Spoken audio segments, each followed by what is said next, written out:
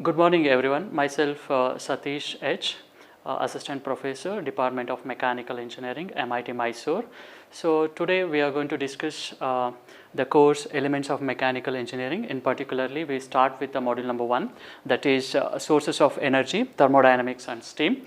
So in this today's session, we are going to discuss the various topics. The topics are listed out here. First, introduction. In the introduction part, we are going to discuss what is meant by the energy, and then why the energy is important, and what are the different sources of energy as well. And energy can exist in a different forms, so that we are going to discuss under the topic energy and its form. And then one form of energy can be converted into the other form of energy, so that is why the energy can exist in different forms, and then it can be interconverted from one form to the other form. So that we will discuss under energy conversions with examples. And later on we are going to divide the energy based on different criteria. So the one we are going to discuss is renewable and non-renewable energy sources, the differences. And then we are going to discuss about the fossil fuels and classification of the fuels. Fuels are broadly classified as solid fuels, liquid fuels, and then gaseous fuels. And lastly, two topics are calorific value and properties of fuels. So to begin with, coming to the introduction, so we need energy to carry out various activities. So for example, if we take ourselves, like for example human beings, okay, so we do various physical activities, for example walking, running, and then doing other physical activities. For all those things we need energy. So energy we take in the form of the food that helps us to do the various activities. And also the different parts of our body, for example respiratory system, circulatory system, in order to function it also needs energy, that is also taken in the form of food, okay, that will help us to like help the organs to perform its functions. So and then if you take the example of your household or your homes, okay, so you will come across various types of energies. For example, if you take your living room, so there is a television, and then telephone, and then as well as a light, okay. So all these appliances doesn't work, okay, without the help of energy. So we need electrical energy in order to perform all these appliances. If you go to the kitchen, you have a refrigerator, okay, and then grinder, okay, and then mixer, for example, and the refrigerator. So those all the appliances, they need basically energy. So we are so much dependent on energy. Without energy we cannot imagine a day. So and also, so if you come out, we have various transport systems. For example, you have a two-wheelers, bikes, mopeds, and then automobiles. Other examples are buses and railway systems and aircrafts, spacecrafts. All these move with the help of energy, okay. So how do they move? Because we have this fuel, petrol or diesel. The chemical energy which is stored in the petrol or diesel, okay, is when it is burnt, it will liberate the heat energy. That heat energy is converted into the mechanical energy that makes the vehicles move, okay. So we look around, everything is energy. So other forms of energy what you can come across in daily life are solar energy, for example, that is the energy from the sun. And then the energy which is stored in the wind, that is called as the wind energy. And then tidal energy, so in the ocean you have the rising and falling of the waves. It gives a form of energy that is called as a tidal energy. Also you have the energy which is stored in the water, that is kinetic energy and potential energy of the water, that we call it as a hydral energy or the water energy. So the energy is important aspect. And then we have a limited source of energies on the earth. For example, we have primary sources of energy, what we call. That means we get directly the energy from those primary sources. And most widely used primary sources of energy today are the coal, petroleum, and natural gas, okay. So there is a problem with using these kinds of energy. The one is they are going to exhaust in certain amount of time, okay. With the time they are going to deplete or they are going to end, okay. So that is is the main important, because nowadays increasing population, there is a demand for this energy forms is increasing. So the people or the humans are, humankind is looking for some of the alternate sources of energy which will be clean and green. Okay, what do you mean by clean and green is that it doesn't emit any emissions like carbon dioxide and so on. So what are some of the alternate sources of energy if you have on the face of the earth is solar energy, for example, that is energy from the sun, and wind energy. So the blowing wind or the wind stream as the energy in it, okay, that can be harnessed in order to produce electricity. So and then we have energy from the biomass, that is biomass energy, and so on. So this is a brief introduction to the energy. So in order to function, so we can't imagine a day without an electricity or the energy. Okay, so we need energy in our daily basis, and then what we have to make sure is that, so we have to make sure that energy what we are using is a clean and green energy that is sustainable for the long period of time. So and then the second topic what we are going to discuss is energy and its forms. Okay, energy basically exists in two forms. That is, one is the energy which is potential energy, and then kinetic energy. What do you mean by the potential energy? Potential energy is because of its position, okay, or configuration. For example, you might have seen children playing with the toys, and then in the toy we have kind of a spring. Okay, so with the muscular energy, if you rotate that energy, the potential energy is stored in that toy, and then when you unroll that or when you unwind that, the movement of the toy happens. Okay, that is an example for this potential energy. Okay, so like that you can take any like numerous examples for potential energy. For example, the water which is stored at a certain height, okay, in the reservoir, okay, that possesses the potential energy. So and then the kinetic energy, kinetic energy is energy possessed by the body due to its motion. Okay, for example, if you are running at a certain speed, okay, you possess that kinetic energy, and then if a car is or a bus is moving at certain high speed, then it possesses the kinetic energy. Or a stone is thrown, okay, that has a speed and it possesses a kinetic energy.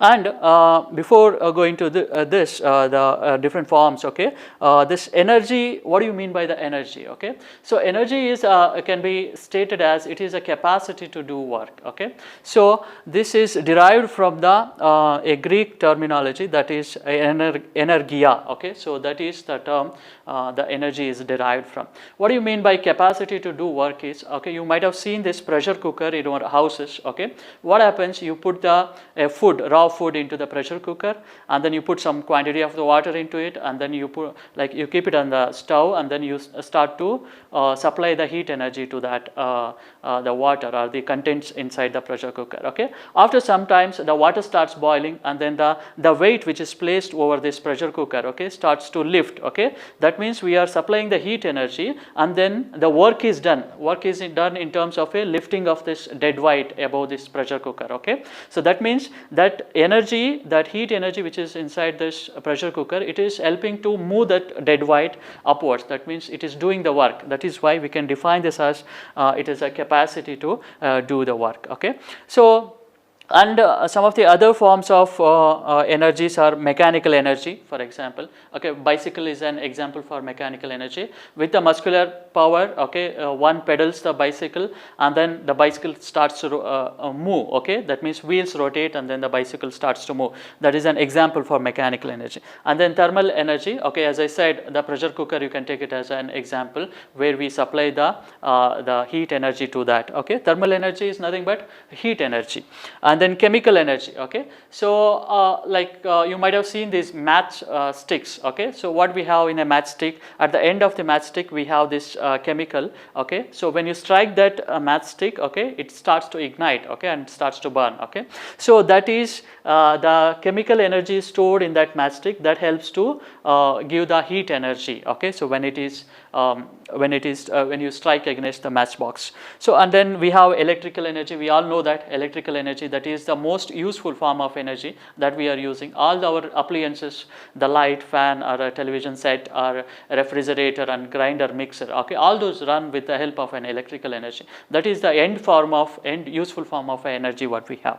So and then nuclear energy. So this is also a very important form of energy. That is the energy which is stored inside the atom. Okay, so by the process of dividing the atom or combining the atom, so you are going to study in the future classes, that is fusion and fission process. So there is an enormous amount of energy stored inside the atom. That energy can be harnessed, and then that can be used in a nuclear power plants.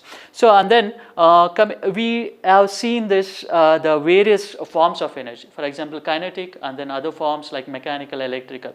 So there is an important statement, okay, so that is, it says energy can not be created nor be destroyed. It can only converted from the one form to the other form. Okay, you cannot create the energy, you cannot destroy the energy. So what you can only do is it can be converted from one form of energy to the other form of energy. Okay, interconversion of energy is possible. So for example, we have interconversion of mechanical energy. Okay, so you might have seen, like if you take the two stones and then strike the two stones against each other, okay, what happens here, like by striking the two stones you are doing a mechanical work, and then it produces some kind of a spark, and also you can feel the heat in while holding these stones, and as well as it will produce the sound. That means that mechanical energy is converted into the light as well as a sound as well as the heat energy. Okay, that is a conversion. What we are making is mechanical to the other forms of energy. So and then we have interconversion of electrical energy. Okay, so this we can see, okay, in our household appliances. Okay, like a ceiling fan we have, the motor we have, the grinders we have, or mixers. Okay, so like when you plug the ceiling fan, when you switch on the ceiling fan, okay, it starts to rotate. That rotation energy is the mechanical energy. Okay, what we are giving to the fan is the input energy, is the electrical energy. Similarly, we have interconversion of chemical energy. So this we all know that, okay, when you fire the wood which is dry, okay, it starts to burn. So that means the energy, the chemical energy which is stored inside this wood, okay, is converted into the heat energy. Okay, in the old in the village side, okay, so they use the wood as a primary source of energy for cooking the food. That means they are taking the wood, the chemical energy which is stored in the wood, and then they are burning that, and then the energy which is released, that heat energy, is used to cook the food. And then interconversion of heat energy, and then diesel engines. What happens in the diesel engines? Again, we have a petrol and diesel as the fuels, and then we burn them. While burning, okay, the chemical energy which is stored in them is converted into the other forms of energy. Like in automobiles, it is a mechanical energy. Okay, interconversion of light energy. Okay, so what we have, the sun is a primary source of energy. Okay, so that energy from the sun, okay, when it is tapped in the photovoltaic cells, that can be converted into the heat energy as well as the light energy. Okay, so this gives a clear idea that, okay, energy can be converted from one form to the other form. Okay, so it cannot be created or not be destroyed. Okay, so then after discussing about energy and its forms and energy and conversion, and then we will move on to the classification of energy resources. Okay, so basically energy resources are classified based on, okay, like this, okay, renewable energy sources, okay, so and non-renewable energy sources. What do you mean by the renewable energy sources? The energy resources produced continuously and they are not inexhaustible. Okay, they are not going to deplete. Okay,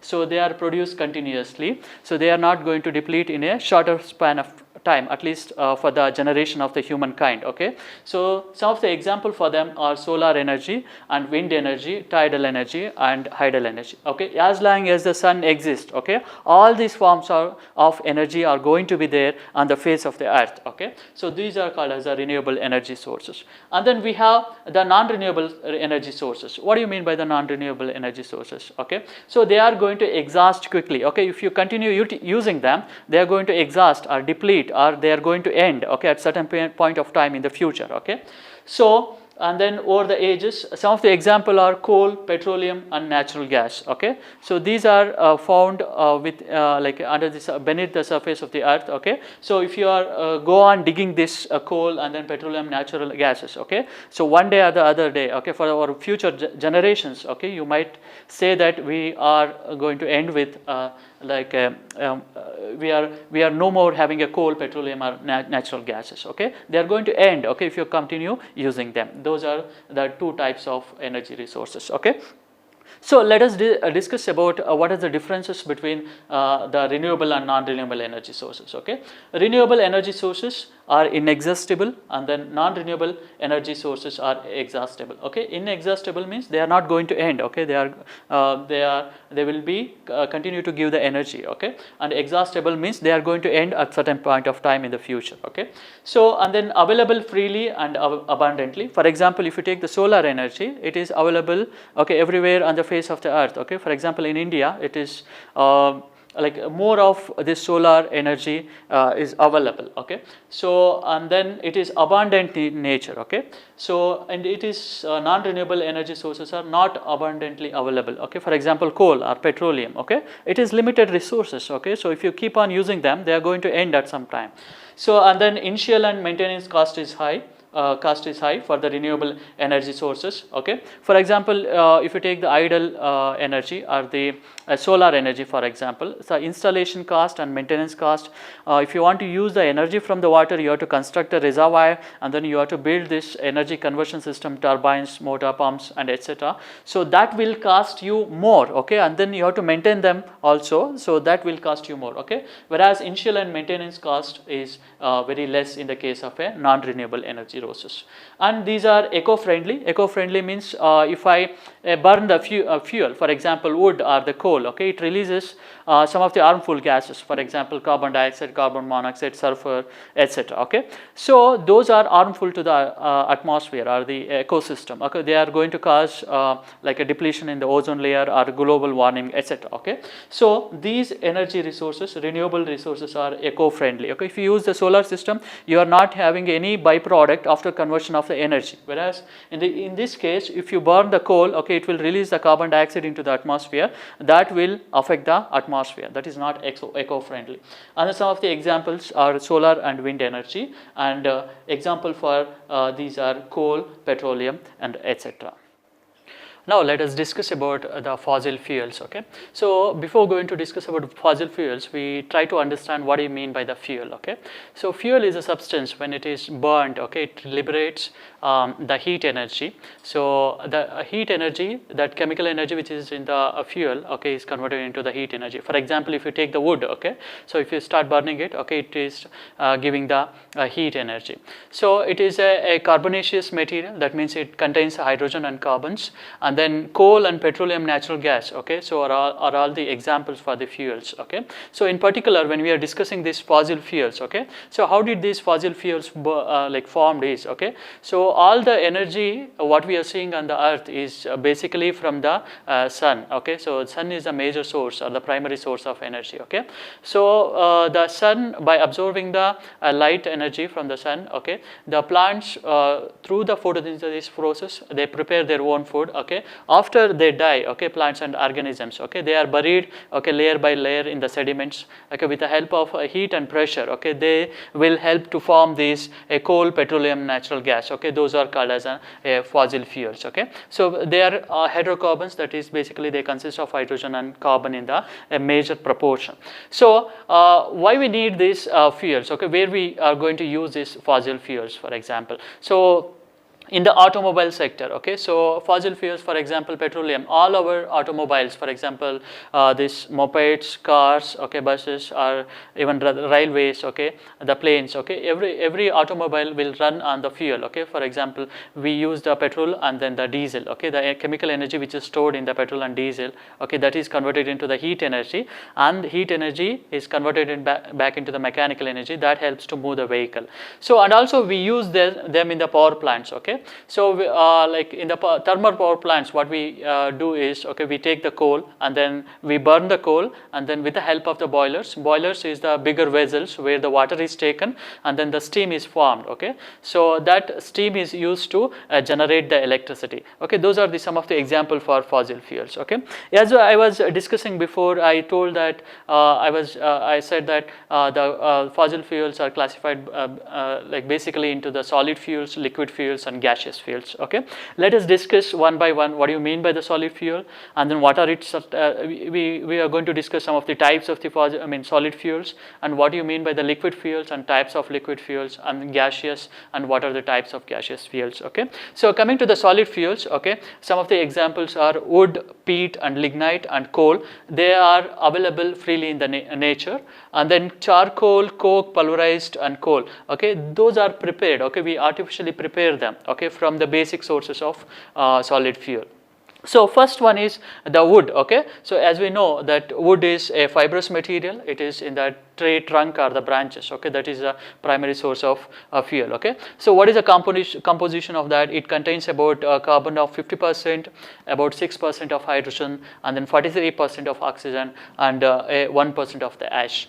And then it is where we use the wood, okay. So we know like in domestic fuel as a cooking and heating, okay. So in the when you go to the villages, okay, they use this as a primary source of energy for the cooking their food, okay. So that is used as a domestic fuel, and then heating purpose only, okay. In a cold countries you can use the wood and then warm up the room, okay. That is also one of the application of this wood. And then peat, which has high water content, okay. That is why we have to dry it before using that the fuel. And then it is also as a composition of about 57% of the carbon, and then hydrogen is about 6%, and then 35% of oxygen and 2% of the ash, and then it has a low calorific value. So and then we have this the third solid fuel, that is a lignite, or it is also called as a brown coal, okay. So it is a carbonized decomposed vegetable materials, okay. When the vegetable material like plants and trees, okay, so those decompose and then they are carbonized, okay, then this lignite or the brown coal is formed. So it has a higher the moisture content, that is about 66% of moisture content in it. And then carbon, of course all the fuels have the carbon as a content, that is 35%, and ash is also in a greater percentage, that is about 19%. And then where we use this lignite or the brown coal? In the domestic and then the boiler fuel. What do you mean by the boiler? As I said previously, the boiler is a device, a bigger vessel, okay, where we convert that water into the steam, okay, under certain temperature and pressure, okay. So there, in order to heat up that water, we need that fuel, okay. That fuel is, we can use that as a lignite and then the brown coal. And then coal, this is an industrial fuel, okay, so which is a carbonaceous, that means there is a greater amount of carbon content in it, and then this is formed by decay of the plants and vegetables, okay. So all these fossil fuels are formed in the same manner, okay. For over the millions of years, these are the decaying plants and organisms, okay, those help to form this coal. It has the components of carbon, of course all the fuels has that, and then hydrogen, hydrocarbons, and then nitrogen, and then oxygen. So coming to the coal, okay, we can classify, bituminous and anthracite coal is a classification of that coal, okay. So based on the carbon content or the carbon percentage in them, we can classify them as a bituminous coal, which has like 75 to 90% of carbon in it, and then which is used in domestic and industrial purposes. And then we have anthracite coal. Compare these two, like here 75 to the 90%, here 90 to the 98%, okay, very high concentration of the carbon or the proportion of the carbon in it, okay. So this is also used in the boiler fuel, okay, where we convert the water into the steam. So in order to like that can be used in the thermal power plants. So this is about the solid fuels, okay, and then different types of solid fuels. Let us go to the liquid fuel, okay. So liquid fuel is nothing but crude petroleum, okay. So and then it is obtained by distillation process, and then after distillation process of a crude petroleum, you get the products, okay, such as petrol, kerosene, and diesel oil, and then residue. Okay, so and then petrol, we all know that the petrol is widely used in the automobiles. Okay, so and then this is also another name for petrol is a gasoline. Okay, so petrol or gasoline fuel, so it is produced in refineries. Okay, oil refineries, we produce this petrol from this crude petroleum, and which is lighter and then volatile fuel. Okay, so as I said, it is used in the petrol engines. So next is kerosene, which is also known as a paraffin oil. So how do you obtain this like kerosene is that the fractional distillation of the petroleum between 150 to 275 degrees centigrade. When you do the fractional distillation under these temperature conditions, you get this kerosene. Okay, which is heavy and then less volatile. And then where we use this heating, cooking, and commercial jets. Okay, all these commercial jets use this kerosene as a fuel. Okay, and also sometimes we use this as heating and cooking purpose as well. Okay, so and then diesel oil, so obtained from petrol and kerosene during the fractional distillation. When you are fractionally when you are doing the fractional distillation of petrol and kerosene, you can get this diesel oil.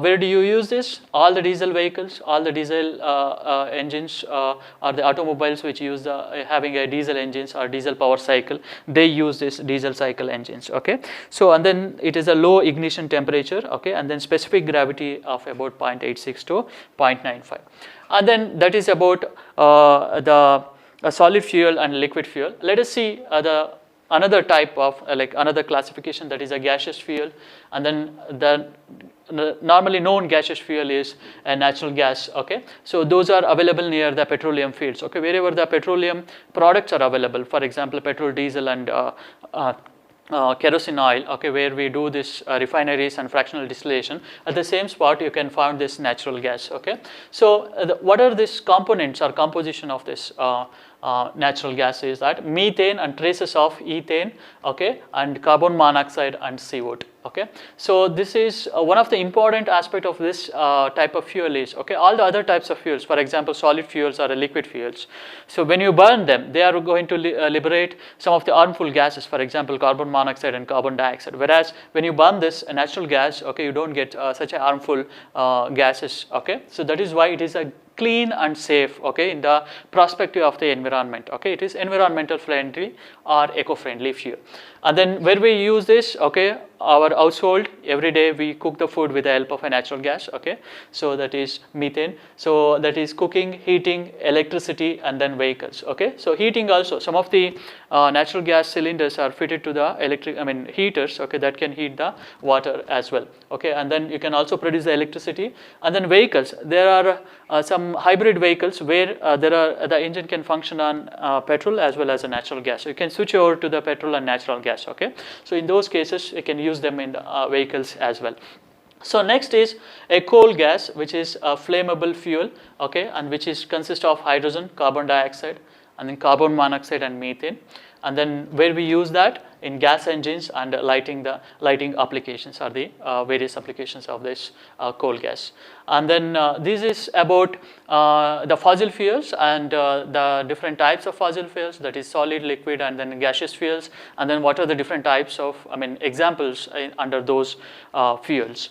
So we have to know this calorific value. Okay, so when you name a fuel, okay, it has certain calorific value. Okay, higher calorific or lower calorific value. Okay, so the definition is very important. Okay, you should know this definition, that is total quantity of heat liberated by the complete combustion of a unit quantity of the fuel in kilojoule per kg. Okay, so kilojoule per kg is the unit for this calorific value. Okay, so when you burn this a unit quantity of an fuel, okay, if you take a wood, okay, 1 kg of wood, if you start burning it, okay, how much the heat is liberated, okay, that is in joules. Okay, that is, we know it as a kilojoules per kg, that is a calorific value of the fuel. Okay, if you take the wood, it has certain calorific value.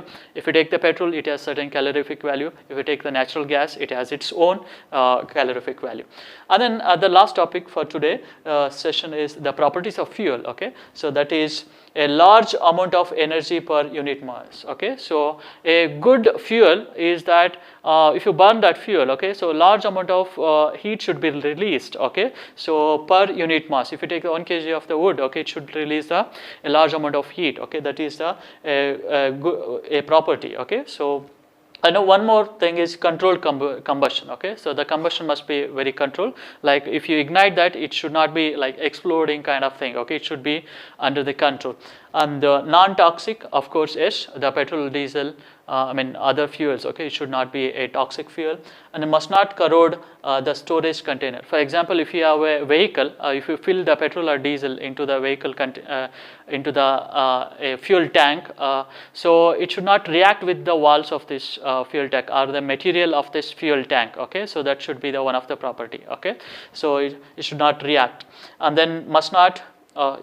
The moderate ignition temperature, it should have a moderate ignition temperature. That means at what temperature the ignition starts. Okay, that should be not moderate. It should not be too high or too low. Okay, so and then easy to transport, store, and handle. Okay, so transportation of the fuel should be easy, and then the storage also should be easy, and as well as handling of this fuel should be easier, and then eco-friendly. So we are nowadays talking about climate changes, and then global warming and all those the harmful effects on the environment. Okay, so like using a clean energy, green energy, or eco-friendly energy is a very important aspect. Okay, and then low moisture contents. What happens if it has a higher moisture content is that the heat released will be very less. For example, if you have the wood, okay, which is dry, one more is having a lot of moisture content. Okay, which burns better is the one which is dry.